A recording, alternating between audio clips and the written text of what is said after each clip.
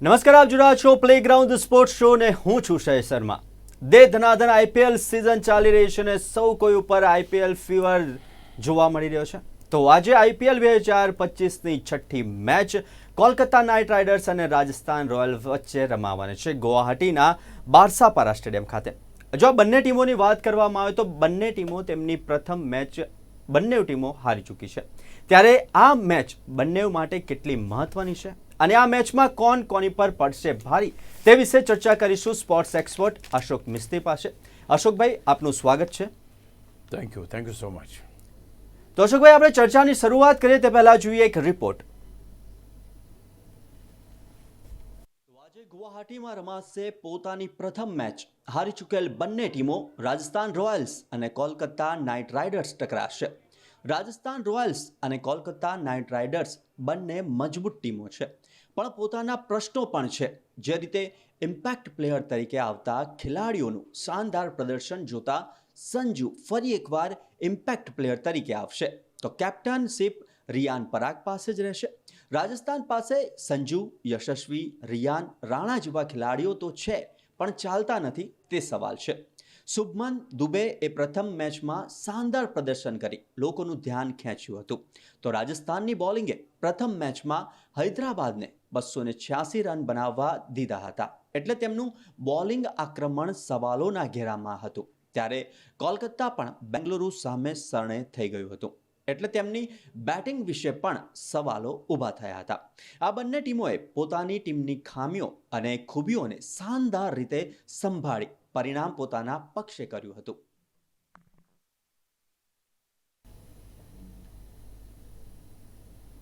તો આજે Kolkata Knight riders અને સાથે જ રાજસ્થાન રોયલ્સની સાંજે મેચ રમાવાની છે તે વિશે ચર્ચા કરીશું અશોકભાઈ સાથે.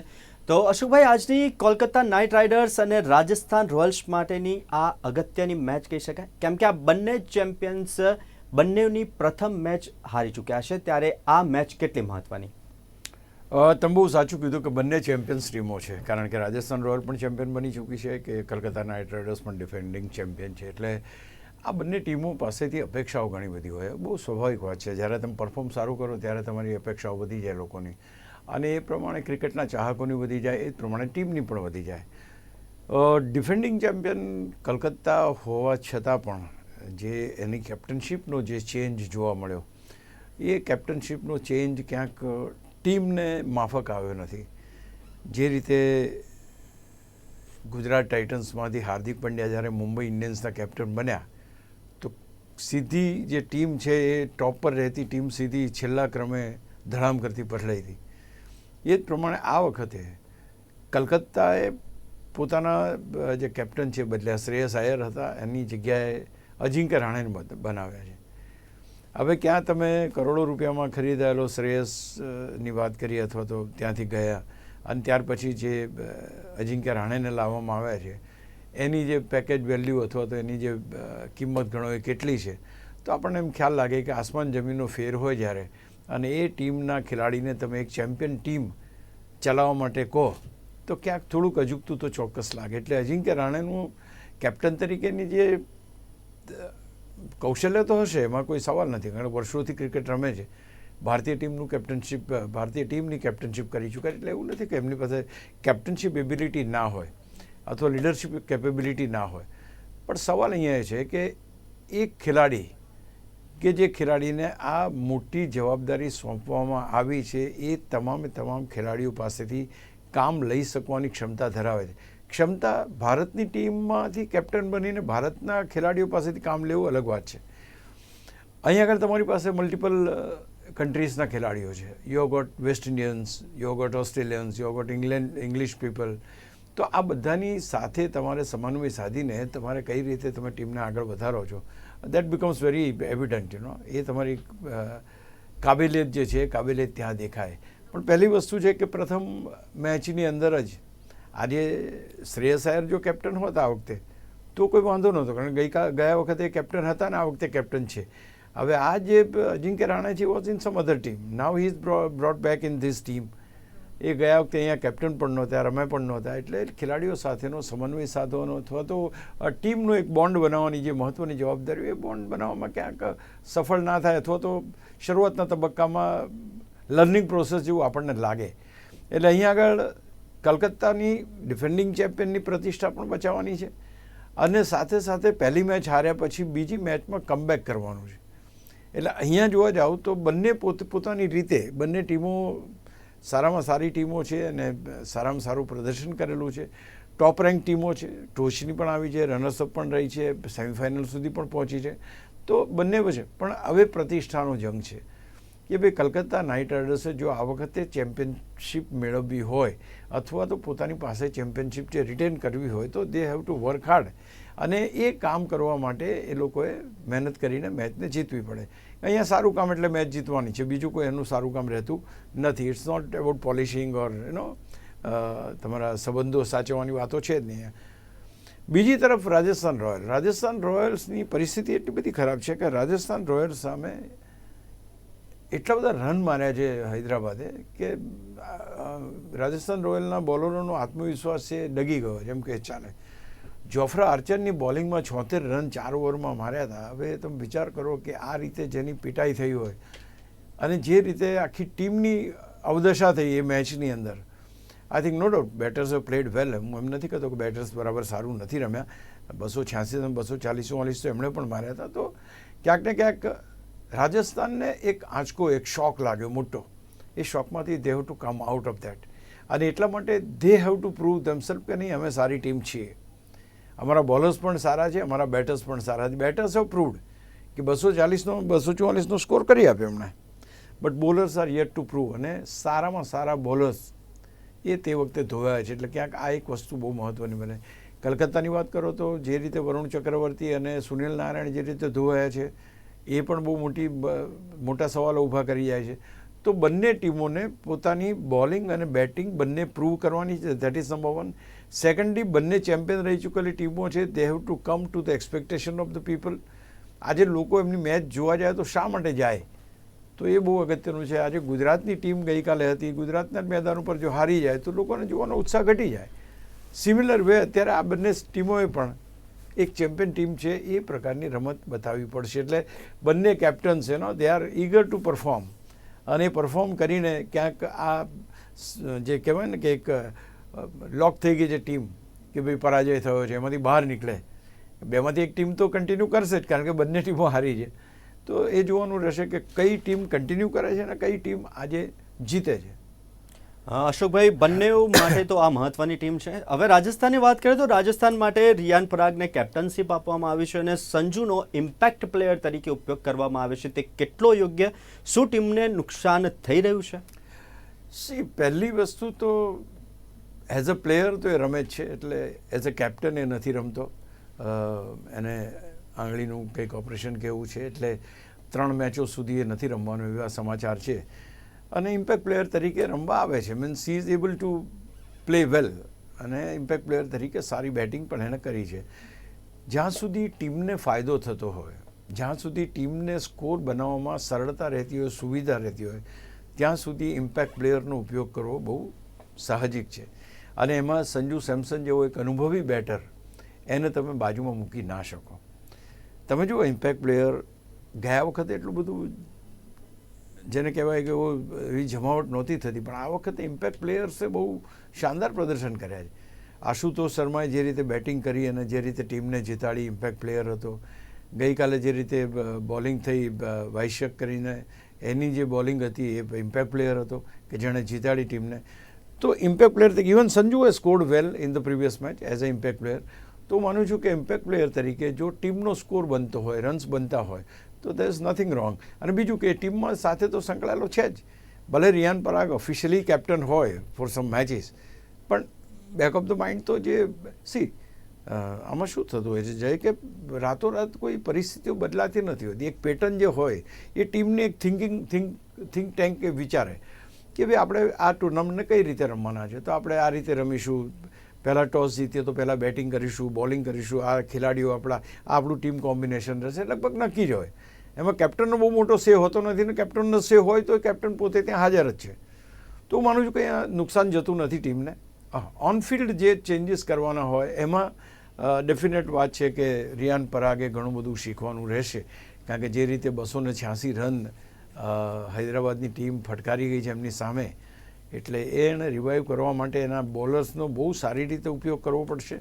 ફિલ્ડ પ્લેસિંગ એનું સારું હોવું જોઈએ, બોલિંગ ચેન્જીસ એના પરફેક્ટ હોવા જોઈએ અને આ પર્ટિક્યુલર મેચમાં એ કમબેક કરે બહુ જરૂરી છે. એઝ અ કેપ્ટન પણ એની પાસેથી અપેક્ષા છે કે એ કરે. ટીમ તરીકે તો છે જ. જી અશોકભાઈ, હવે રાજસ્થાનની તો વાત થઈ, હવે વાત કરીએ કોલકાતા નાઇટ રાઇડર્સની. તો કોલકાતા ડિફેન્ડિંગ ચેમ્પિયન્સ છે. પ્રથમ મેચ તે પણ હારી ચૂક્યું છે, રાજસ્થાન પણ હારી ચૂક્યું છે. ત્યારે અજિંક્ય રહાણે પર કેપ્ટન તરીકે કેટલું દબાણ? બહુ અગત્ય. હમણાં મેં કહ્યું એમ કે ભાઈ તમે ઓકે કેપ્ટન તમારો છે બરાબર છે, પણ એની ઉપર દબાણ આવવાનો કોઈ સવાલ નથી ઊભો થતો મારી દ્રષ્ટિએ. એટલા માટે દબાણ ના આવે કે એક તો તમે એને જે એમાઉન્ટ આપી છે અથવા તો ઓફર કરી છે that is not that good which you offer to Shreyas Iyer અથવા તો એ મોટા ખેલાડીઓને જે મળતી એટલી એ નથી.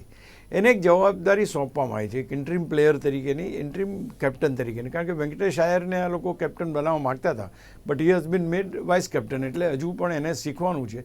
એ કદાચ અજિંક્ય રાણે પાસેથી શીખશે અને નેક્સ્ટ યર કદાચ એ કેપ્ટનશીપમાં પાછો ફરી શકે. પહેલાં નામ એનું જાહેર થયું હતું, પણ suddenly there is some changes. કલકત્તામાં અજિંક્ય રાણે ઉપર પ્રેશર એટલું જ આવે કે ભાઈ હી હેઝ ટુ એન્શ્યોર કે હી ઇઝ અ T20 પ્લેયર. મોટાભાગે Ajinkya Rahane is a test match player અને આપણે જાણીએ છીએ કે ટેસ્ટ મેચમાં એનું બહુ શાનદાર પ્રદર્શન હોય છે. ભારતને જીતાડવામાં, ભારતની કેપ્ટનશીપ કરવામાં પણ તે વેર એબ્સોલ્યુટલી ફાઇન, એમાં કોઈ બેમત નથી. પણ એ જ્યારે જોવા જઈએ આપણે ત્યારે આપણે એમ કહેવું પડે કે અત્યારની પરિસ્થિતિમાં એ T20ના ખેલાડી તરીકે પોતાની જાતને પુરવાર કરવાની કોશિશ વધારે કરશે. કેમ કે કેપ્ટનશીપ તો આજે છે કાલે નથી, પણ ખેલાડી તરીકે જો T20 ક્રિકેટ સાથે સંકળાયેલા રહે અને T20 ક્રિકેટને અનુરૂપ બેટિંગ કરે તો એને કોઈ પણ ટીમ તો ટીમમાં ચોક્કસ લઈ જ લેશે. એટલે આ એક વસ્તુ મહત્ત્વની છે. બીજું, યસ એઝ અ કેપ્ટન એની પાસે એબિલિટી બતાવવાનો મોકો મળ્યો છે કે તમે ટેસ્ટ મેચમાં કેપ્ટનશીપ કરી છે, દેટ ઇઝ સમથિંગ ડિફરન્ટ. T20માં કેપ્ટનશીપ કરો અને એ પણ IPLમાં કેપ્ટનશીપ કરો અને તમે ટીમને આગળ વધારો, દેટ ઇઝ સમથિંગ ડિફરન્ટ. ગઈકાલે મેચ જોઈ આપણે, જે રીતે શ્રેયસ આયરે બેટિંગ કરી 97 રન બનાવ્યા તો બધાને એમ થાય કે yes he is a fine captain because the captain is leading from the front. એટલે કે પોતાના સારા પ્રદર્શનથી બીજા ખેલાડીઓ માટે દાખલો બેસાડે છે. એ બહુ અગત્યનું છે. એટલે જેમ શ્રેયસ આયર એમ અજિંક્ય રાણાને પોતાને ખેલાડી તરીકે તો પૂરું કરવું જ પડશે અને ત્યાર પછી એને સેકન્ડ પોર્શન જે એનો છે દેટ ઇઝ કેપ્ટનશીપ. તો માનું છું કે દબાણ તો એક રીતનું દબાણ એમ હોય કે ભાઈ ડિફેન્ડિંગ ચેમ્પિયનને હેન્ડલ કરે છે અને બીજી બાજુ એ પણ હોય કે ભાઈ હું તો પહેલી વાર આવ્યો છું, હજુ એકાદ બે સિઝન હું કરીશ કેપ્ટનશીપ તો I will be able to deliver the goods. એટલે એની ઉપર એવું ડાયરેક્ટ પ્રેશર કોઈ આવવાની શક્યતા મને જણાતી નથી. અશોકભાઈ, આ તો વાત થઈ રાજસ્થાન અને કોલકાતાના કેપ્ટન્સની. તો હવે વાત કરીએ બેટિંગની. તો હજુ પણ કોલકાતામાં એવું કહી શકાય કે બેટિંગનો આધાર હજુ પણ વેસ્ટ ઇન્ડિઝના ખેલાડીઓ જ છે તેમ કહેવાય. તો એ પછી સુનિલ નારાયણ હોય કે રસેલ, અને બંને ના રમે તો ટીમ હારી જાય તેમ કહેવામાં આવે છે. શું કહેવું? તો એવું હોવું ના જોઈએ નોર્મલી, બિકોઝ ટીમ જ્યારે જીતતી હોય, ચેમ્પિયન ટીમ છે એટલે એવું તો કહેવું થોડુંક અજુગતું લાગે. પણ હા, જે રીતે પરિસ્થિતિઓ બને છે અને જે રીતે સુનિલ નારાયણ અને આંદ્રે રસેલનું contribution to the Calcutta Knight Riders છે એ અદ્ભુત છે, એમાં કોઈ બેમત નથી. કારણ કે જેટલો જબરજસ્ત રીતે એમનું પ્રદર્શન, 200% પ્રદર્શન, બોલિંગ તરીકે જુઓ, બેટિંગ તરીકે જુઓ, ફિલ્ડિંગ તરીકે જુઓ, પણ ક્યાંક ને ક્યાંક એ પણ એટલી જ હકીકત છે કે now they are also approaching very fast towards their age limit. હવે એ લોકો આગળ વધી, વર્ષો તમે સારું પ્રદર્શન આપતા, હવે એવો સમય આવ્યો છે કે એ સમયમાં બની શકે કે ક્યારેક પ્રદર્શન સારું ના થાય, રિફ્લેક્સિસ થોડા ધીમા થયા હોય, તમારી કન્ડિશન્સ ઓફ પ્લેઇંગ અથવા ટાઈમિંગ તમારા એટલા સારા ના હોય. બીજું કે bowlers have become much intelligent, એટલે તમારી નબળીઓ પારખી ગયા હોય તો તમારા રન ના બને. તમારી વાત બિલકુલ સાચી છે. જો બે ખેલાડીઓ રમે તો ટીમ જીતે અથવા તો ટીમની સ્થિતિ સારી હોય, એ તો પ્રસ્થાપિત થયેલું છે.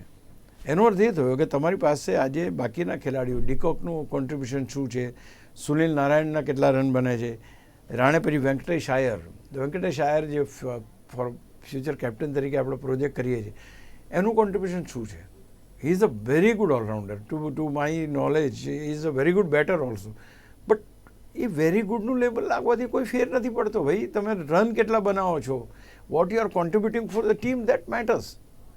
એ તમારાથી રન્સ ના બનતા હોય તો પછી તમે એમ કહો કે તમે સારા બેટર્સ છો, that really doesn't speak very high. તો વેંકટેશ આયરનું પહેલી વસ્તુ, પછી એંગ્રીશ રઘુવંશી છે. Another main is Rinku Singh. Now Rinku Singh is what? Rinku Singh is somebody who has taken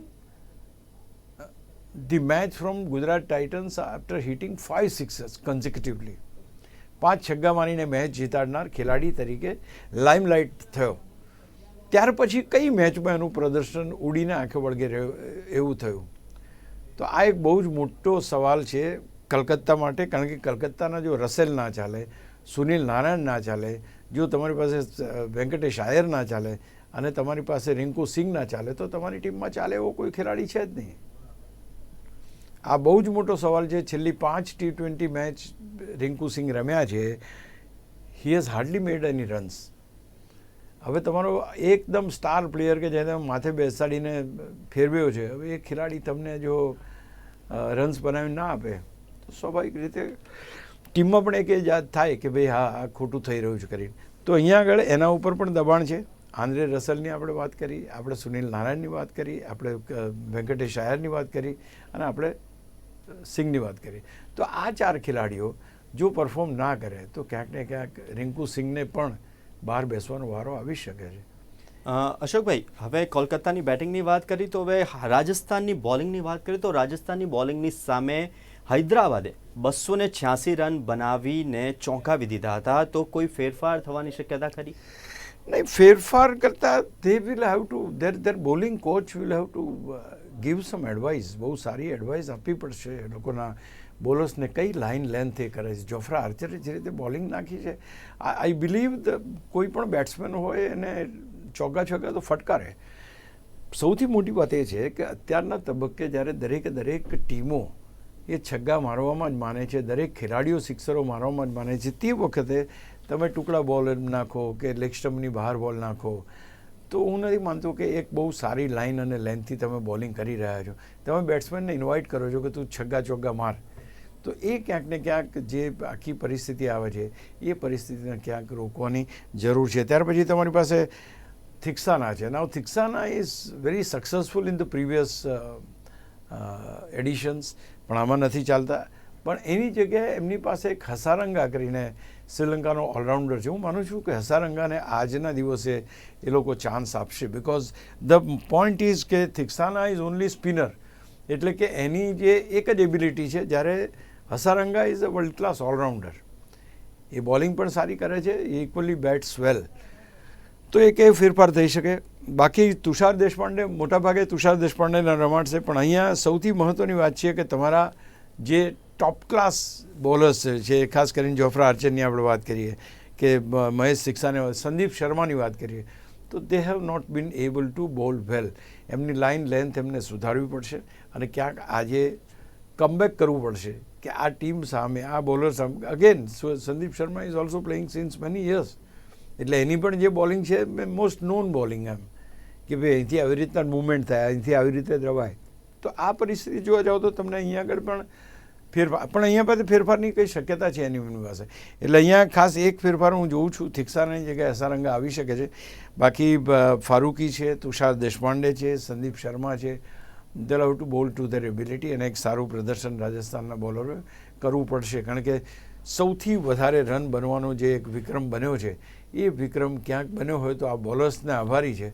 એટલે આ વખતે એવો કોઈ વિક્રમ ના થાય એ કદાચ જોવાનું અગત્યનું રહેશે. જી અશોકભાઈ, રાજસ્થાનના બોલર્સની વાત કરીએ, હવે કેકેઆરના બોલર્સની વાત કરીએ તો કેકેઆરના બોલર્સ ખાસ કરીને જો વાત કરાય તો વરુણ ચક્રવર્તી અને સુનિલ નારાયણનો ઇમ્પેક્ટ ઘટી રહ્યો હોય તેમ કહેવાય. See, it's very obvious યાર, when you are playing since years and years, તો સ્વાભાવિક છે કે તમે સુનિલ નારાયણની હું પહેલાં વાત કરું કે તો એની એક બોલિંગ છે, લોકોને ખ્યાલ આવી ગયો છે, they are able to know that.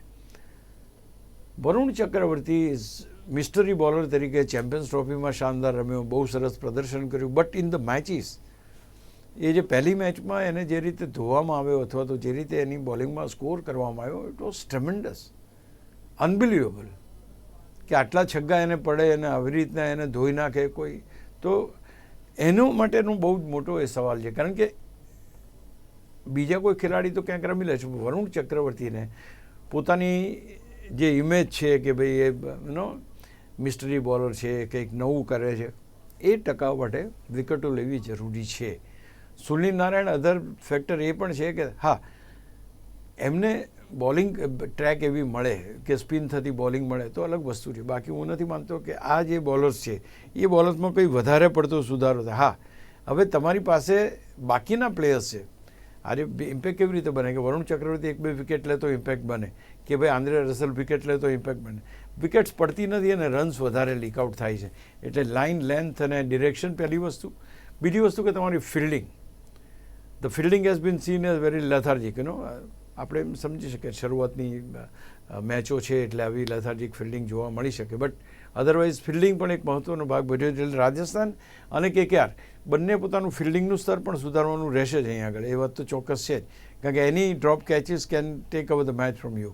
જી અશોકભાઈ, હવે ગુવાહાટીમાં મેચ રમાવાની છે તો કેટલા રન થઈ શકે છે આ સ્ટેડિયમ પર, ને ખાસ કરીને ટોસ પછી શું લેવાય, બેટિંગ કે બોલિંગ?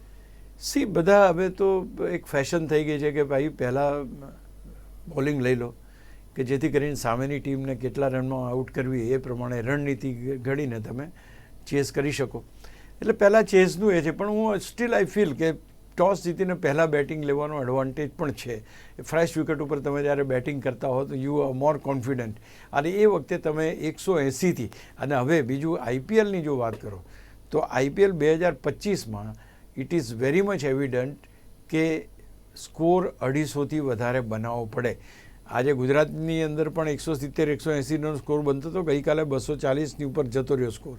એ જ પ્રમાણે સૌથી વધારે સ્કોર 284-86 જતો રહ્યો છે.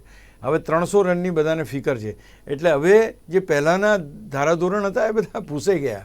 હવે બધાને 250ની ઉપરનો સ્કોર જોઈએ છે. એટલે ભલે સ્કોર 200ની આસપાસ થાય, પણ અહીંયા 250નો સ્કોર કરવો એ ટીમ માટે જરૂરી બનશે એવું અહીંયા લાગી રહ્યું છે, કારણ કે એનાથી ઓછો કોઈ પણ સ્કોર હોય તો એ ચેસ થઈ જાય છે. અશોકભાઈ, તો આ હતી આજની અમારી કોલકાતા નાઇટ રાઇડર્સ અને રાજસ્થાન રોયલ્સની ટીમ એનાલિસિસ અને તેમની ચર્ચા. અશોકભાઈ, આ ચર્ચામાં અમારી સાથે જોડાયા તે બદલ ખૂબ ખૂબ આભાર. Thank you. તો આવી જ રીતના IPLની દરેક મેચના પ્રિવ્યુ અને રિવ્યુ માટે જોતા રહો દે ધનાધન IPL. આવતીકાલે 11:30 કલાકે. નમસ્કાર.